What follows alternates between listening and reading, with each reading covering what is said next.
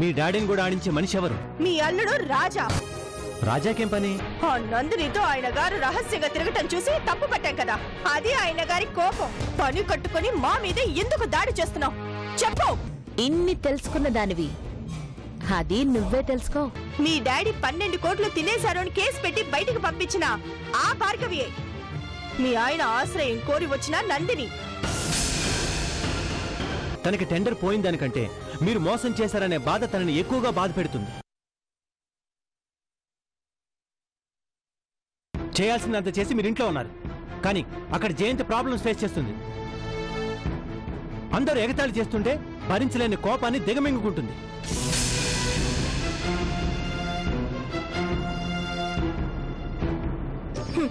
నేనేమైతే మాత్రం ఆయనకెందుకండి?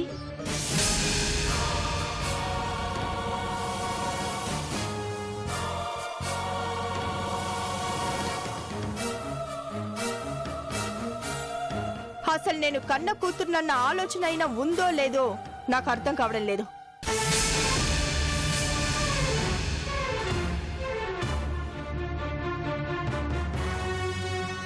ఇప్పటిదాకా టెండర్ వెయ్యకపోవడం ఒక షాకింగ్ న్యూస్ అనుకున్నాం, కానీ అంతకంటే మించిన మరో షాకింగ్ న్యూస్ ఏంటో తెలుసా అండి?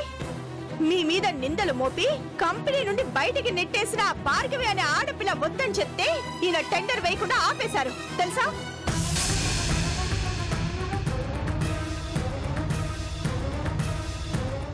నిజమా? అంతకంటే మించిన షాకింగ్ న్యూస్ ఇంకొకటి ఉంది. ఇంతకాలం మనం రాజా నందిని అనే అమ్మాయితో తిరుగుతున్నాడు అని అనుకున్నాం కదండి. ఆ నందిని ఎవరో కాదు, ఈ భార్గవే.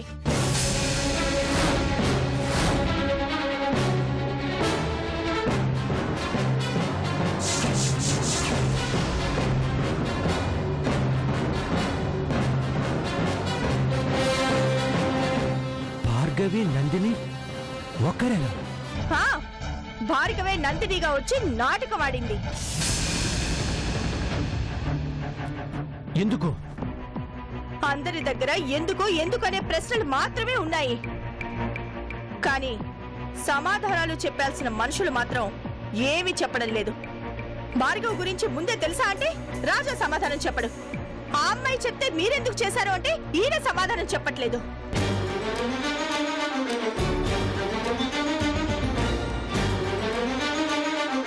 ఏంటి మావా ఇది? దయచేసి నోరు విప్పి సమాధానం చెప్పండి. ఇప్పటికే చాలా నష్టపోయాం, ఇంకా ఏమి నష్టపోతాం అర్థం కావడం లేదు. ఇప్పటికైనా మౌనం వదిలిపెట్టి సమాధానం చెప్పండి. చెప్పండి డాడీ, అవతల భార్గవి ఛాలెంజ్ చేస్తుంది. నీ కుటుంబం మొత్తాన్ని నాశనం చేస్తాను, ఆపగలవా అంటూ సవాలు విసురుతుంది. మీ మౌనం చూస్తుంటే అనుకున్నంత చేస్తుందేమో అని భయంగా ఉంది డాడీ. ఎలా చెప్పనమ్మా? భార్గవి కృష్ణకుమారి కూతురని ఎలా చెప్పను? చెప్తే నువ్వేమైపోతావు? చెప్పండి డాడీ. దయచేసి నన్నేమి అడగండి, నన్ను ఇలా వదిలేయండి ప్లీజ్. చూసారా ఎలా మాట్లాడుతున్నారు? ఇలాంటి మనిషిగా నేను కూతురుగా పుట్టాను. నాతోనే ఆ భార్గవి ఛాలెంజ్ చేసి నీకు చేతనైతే నిన్ను నువ్వు కాపాడుకో, నీ తండ్రి నేను ఆడించినట్లు ఆడతాడు, ఏం చేస్తావు అంటుంటే ఏ ధైర్యంతో అలా అంటుందా అనుకున్నాను. కానీ ఈయన సమాధానం వింటుంటే అసలు నేను ఈయన కన్న బిడ్డనేనా అని అనుమానం వస్తుందండి.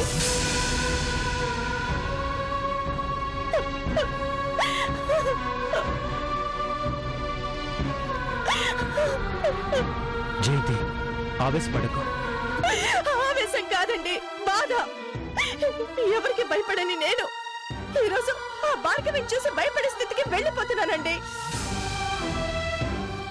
ఏ కష్టం వచ్చినా నేనున్నాను అని ధైర్యం చెప్పాల్సిన మనిషి నన్ను కష్టంలోకి నెట్టేస్తూ ఉంటే ఏం చేయాలో తెలియడం లేదండి.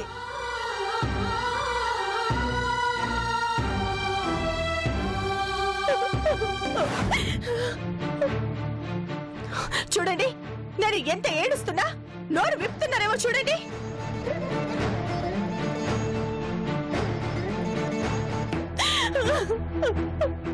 ఊరుకో జయంతి, వెళ్దాం పద. చెప్పాలని ఆయనకి లేనప్పుడు నువ్వు కాదు, దేవుడు వచ్చిన ఆయన నోరు విప్పరు, చెప్పరు. వెళ్దాం పద.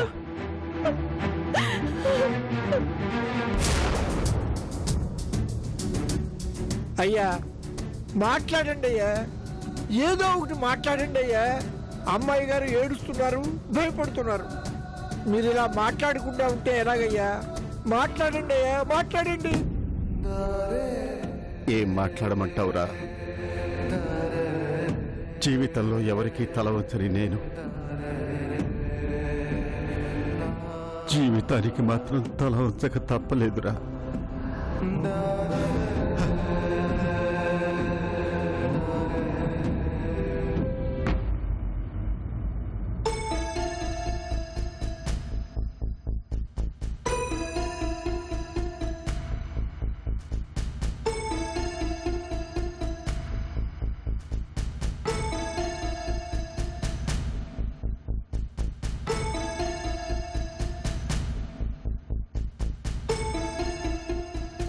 నీకు నందినియే భార్గవి అనే విషయం ముందే తెలుసా?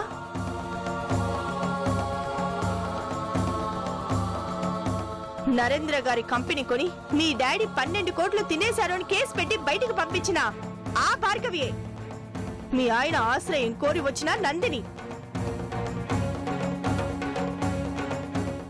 నందినిగా వేషం మార్చుకుని భార్గవి ఆడిస్తూ ఉంటే నువ్వెందుకు ఆడావు?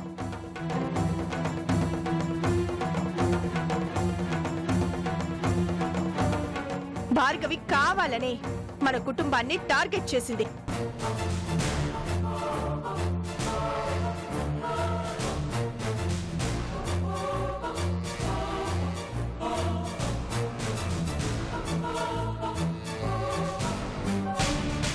అంటే ఆ రోజు నేను భార్గవితో డాడీ విషయంలో గొడవ పడినందుకు ఇదంతా చేస్తుందా?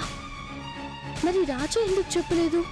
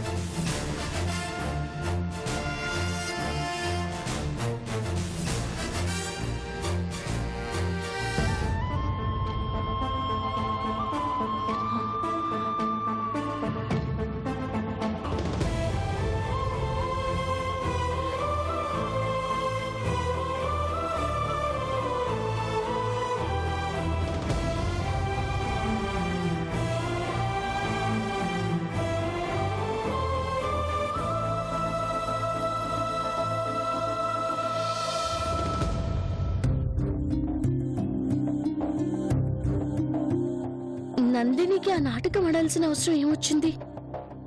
రాజు ఎందుకు మాట్లాడడం లేదు? చివరకు నాకు కూడా సమాధానం చెప్పకుండా ఎందుకు దాటేస్తున్నారు?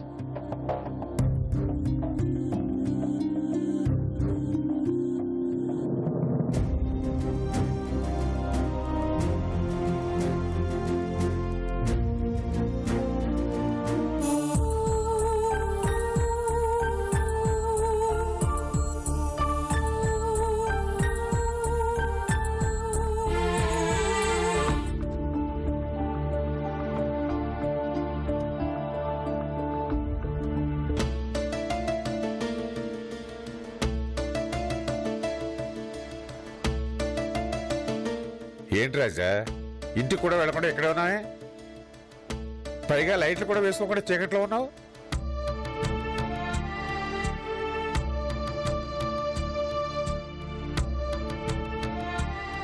సెక్యూరిటీ ఫోన్ చేసి నువ్వు ఇంకా ఎక్కడే ఉన్నావంటే వచ్చాను. లేచి ఇంటికి వెళ్ళు. వెళ్ళలేను మూర్తి గారు. ఏమైంది రాజా? భార్గవియే నందినిగా వేషం వేసుకొని వచ్చి నాటకం ఆడిందన్న విషయం జయంతి గారికి తెలిసిపోయింది. జయంతి గారు వచ్చి చందుతో చెప్పేశారు మూర్తి గారు.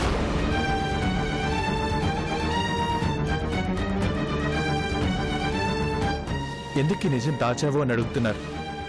ఏం చెప్పను? ఏం చెప్పినా అది కృష్ణ అంకుల్ పీక మీద కత్తిగా మారుతుంది. జయంతి గారికి అసలు విషయం తెలిస్తే ఇంకేమైనా ఉందా?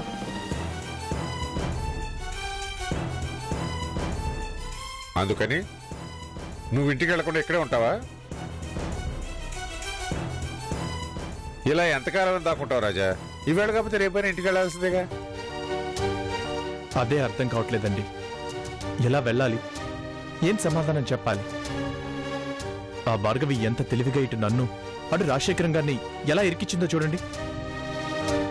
ఇప్పుడు ఇంటికి వెళ్ళగానే చందు నన్ను సూటిగా ఒకటే అడుగుతుంది, మీకు నందిని భార్గవి ఒక్కళ్ళే అని తెలిసినప్పుడు నా దగ్గర కూడా ఎందుకు నిజం దాచారు అని అడుగుతుంది. ఏం చెప్పాలి? చెప్తే తట్టుకోగలదా? అందుకని ఇలా తప్పించుకుంటావు రాజా? ఇప్పుడు దూరంగా వెళ్ళావంటే నువ్వు మరింత తప్పు చేసిన వాడు అవుతావు. లేచి బయలుదేరు. రాజా, ఇప్పటికే జయంతి గారు చెప్పిన దానికి చందు మనసులో 1,00,000 ప్రశ్నలు మొదలై ఉంటాయి. నీకోసం అందరితోనూ గొడవ పడిన మనిషి, నీకోసం కన్న తండ్రినే గడప తొక్కొద్దు అన్న మనిషి నువ్వు నిర్లక్ష్యం చేస్తున్నావు అంటే తట్టుకోగలదా?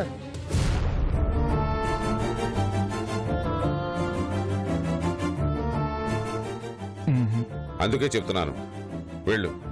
సమయం చూసి చందు మానసిక పరిస్థితి చూసి ఏదోలా నచ్చ చెప్పు. నువ్వు తప్పు చేయలేదు అన్న తన నమ్మకాన్ని నిలబెట్టు. వెళ్ళు వెళ్ళు రాజా, వెళ్ళమంటుంటే.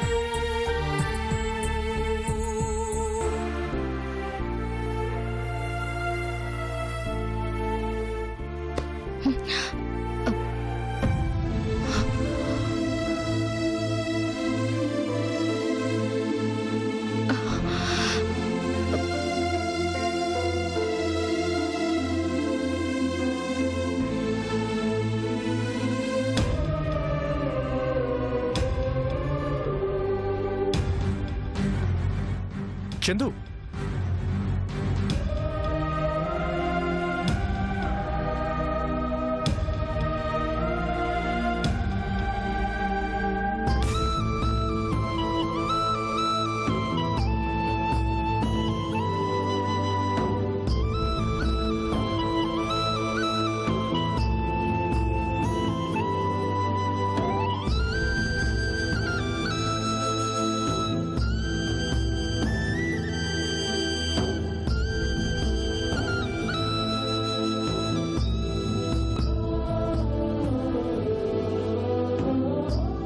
చందు ఏం మాట్లాడలేదేంటి?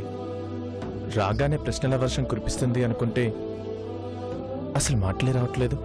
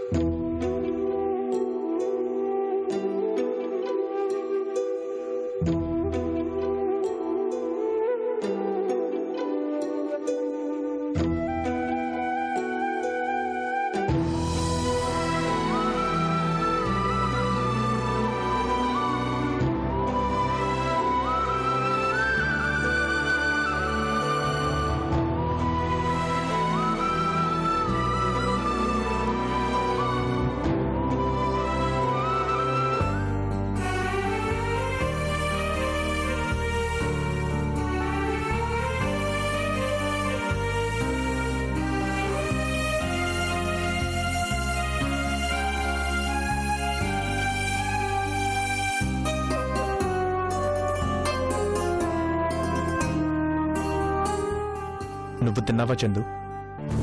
నాకు ఆకలిగా లేదు. ఏ ఒంట్లో బాలేదా?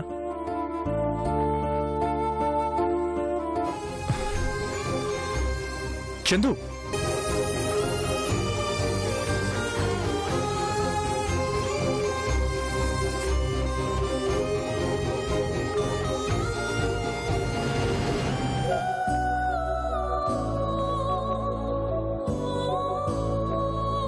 చందు, చందు.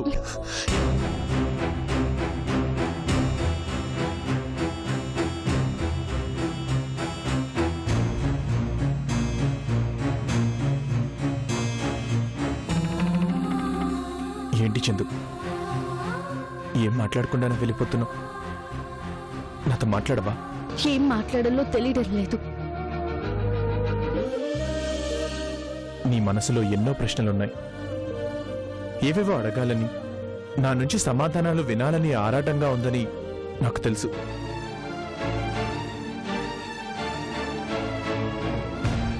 కానీ ఒక్కటి కూడా నన్ను అడగడం లేదు. ఎందుకు?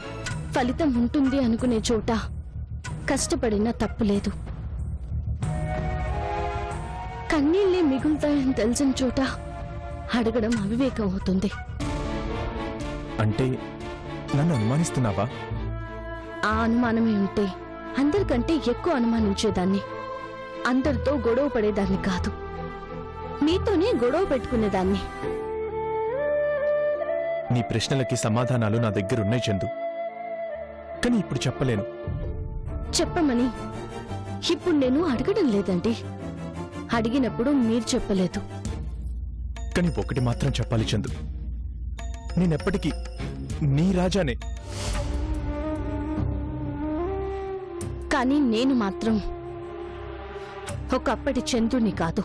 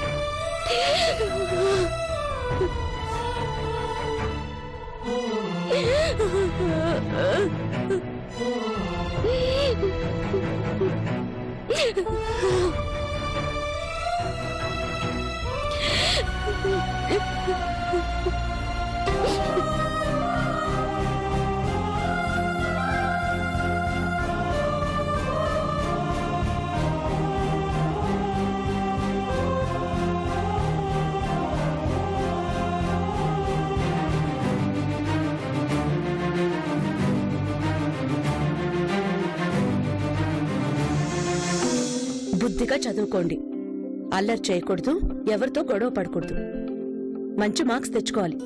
ఓకే? అలాగే. Bye bye.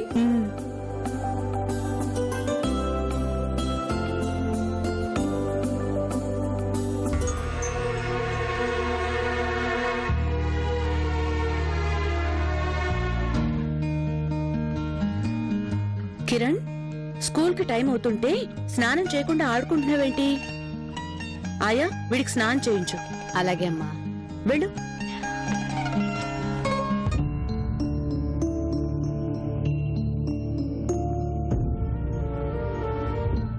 చందు,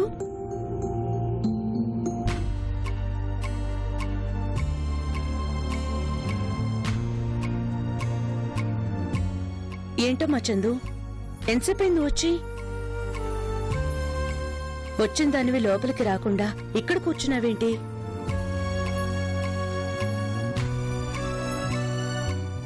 ఏంటమ్మా, ఏమైంది? ఎందుకలా ఉన్నావు? ఎందుకు పెద్దమ్మా? అందరూ నన్ను బతికించారు. ఎందుకు నేను బతకాలి అని దేవుళ్ళకి పూజలు చేశారు. నేను బతికి రోజు చావడానికా?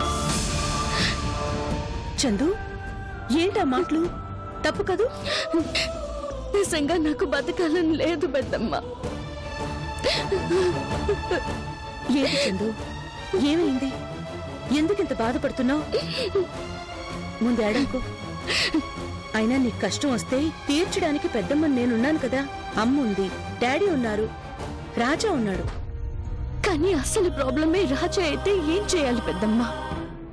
అంటే రాజా విషయంలో నీకు అనుమానం మొదలైందా? నాకు ఆయన మీద ఏ అనుమానం లేదు పెద్దమ్మ. అమ్మ నాన్న ఇద్దరూ ఆయన అనుమానిస్తున్నా నేను మాత్రం ఆయన్ని అనుమానించలేదు. ఎప్పుడు ఆయన్ని సపోర్ట్ చేసే మాట్లాడేదాన్ని. కాని సమస్యని మొదట్లోనే తుంచేయాల్సిన మనిషి మౌనంగా ఉంటున్నాడు పెద్దమ్మ. ఒకవైపు డాడీ, మరోవైపు అమ్మొచ్చి ఎందుకు ఇలా చేస్తున్నావు అని అడిగితే సమాధానం చెప్పాల్సిన మనిషి ఏం మాట్లాడడం లేదు.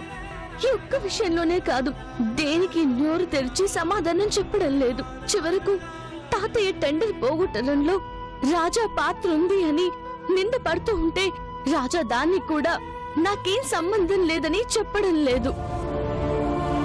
ఏం కంగారు పడుకో, నేను మాట్లాడతాను కదా. నువ్వు కాదు పెద్దమ్మ, ఎవరు అడిగినా ఆయనేం చెప్పడం లేదు. అమ్మొచ్చి చాలా గట్టిగా అడిగింది, సమాధానం లేదు. అంత మౌనంగా ఉన్నాడు అంటే ఏదో పెద్ద సమస్య ఉండుంటుంది తల్లి. ఇలాంటి సమయంలోనే మనం సపోర్ట్గా నిలబడాలి. నేనెప్పుడు ఆయన్ని అనుమానించకుండా సపోర్ట్ గానే ఉంటున్నాను పెద్దమ్మ. కానీ ఆయనే నన్ను పరాయిదానిలా చూస్తూ ఏ విషయం చెప్పడం లేదు.